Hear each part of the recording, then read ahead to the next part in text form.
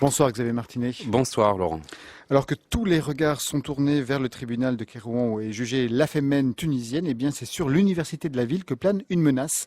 Sur l'université ou plus précisément sur l'un de ses professeurs, le poète Monsef Ouahibi, menacé de mort. Et oui, depuis un mois environ, Monsef Ouahibi reçoit des appels téléphoniques qui menacent clairement donc de le liquider avant de raccrocher subitement. Alors d'après lui, ces appels anonymes, évidemment, proviendraient d'une cabine téléphonique d'un quartier de Tunis habituellement proche du parti au pouvoir Ennahda.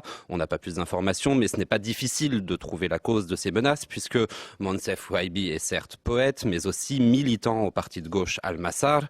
Il écrit des aphorismes ou des pamphlets politiques qu'il appelle lui-même des égratignures dans 2 journaux, dont celui du parti, et surtout, c'était un ami de l'avocat et homme politique d'opposition, Chokri Belaïd, qui a été, lui, assassiné en février.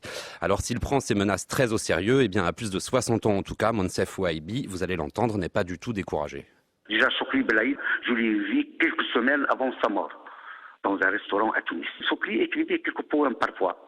Mais voilà, je vous dis une chose, moi, j'ai écrit beaucoup d'articles dans le journal, pas des poèmes, surtout les articles. J'ai dit que les salafistes, les islamistes qui sont au pouvoir, ils ne seront jamais démocratiques. Déjà, on m'a accusé depuis 2 ans de mécréant. Depuis presque un mois, j'étais agressé par des salafistes à Kérouan. Mais moi, je continue. Déjà, hier, j'ai publié un article contre les salafistes. Moi, j'étais même agressé pendant l'époque de Ben Ali. Mais heureusement, Ben Ali ne nous a jamais traités de mécréants. C'est un autre monde, ça. Et du côté des autorités tunisiennes, justement, c'est toujours ambigu. Et oui, un autre monde complètement. Alors, juin aujourd'hui, puisque j'ai appelé le ministère de la Culture, eh bien, on m'a dit qu'on était averti du cas, mais le ministre Mehdi Mabrouk est en déplacement et on m'a donc laissé simplement espérer une interview quand il reviendrait. Le ministre qui d'ailleurs souffle le chaud et le froid, puisqu'il affirmait à la fin de l'année dernière que la liberté d'expression doit composer avec le respect du sacré, alors qu'il déclarait en janvier vouloir l'inscrire dans la Constitution. De toute façon, on n'en est pas encore là, puisque la Constitution ne vient pas.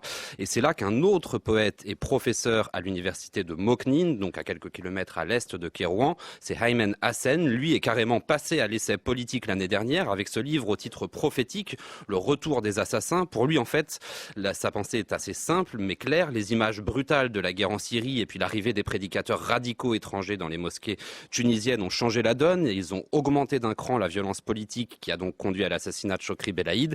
Et il craint de vivre une situation en fait similaire à ce qu'on appelait les années de plomb algériennes, pendant laquelle les intellectuels étaient systématiquement assassinés. Écoutez donc Aymen Hassen. Sa parole dérange énormément, lui qui a notamment publié juste après la révolution tunisienne un grand poème, mais il n'est pas le seul. Moi-même, d'autres amis enseignants universitaires, écrivains, blogueurs reçoivent des menaces avec du Coran. Mais la révolution tunisienne, si elle a un mérite pour le moment, c'est la parole. Moi, je dirige une revue qui s'appelle Al-Fikriya, mensuel de pensée éclairée. Et je peux vous dire que fin février, nous avons consacré un dossier à l'assassinat de Chokri Belaïd en particulier, avec des textes de jeunes Tunisiennes et Tunisiens, étudiants ou jeunes universitaires.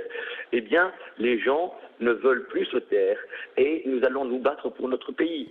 Et j'ajoute que paru en novembre en Tunisie, Le retour des assassins, donc cet essai de Aymen Hassen, a été publié il y a 2 semaines simplement en France. Quant à Monsef Ouahibi, il est également édité en France aux éditions Bruno Doucet, et je le cite parce que c'est lui son éditeur qui nous a avertis de son cas.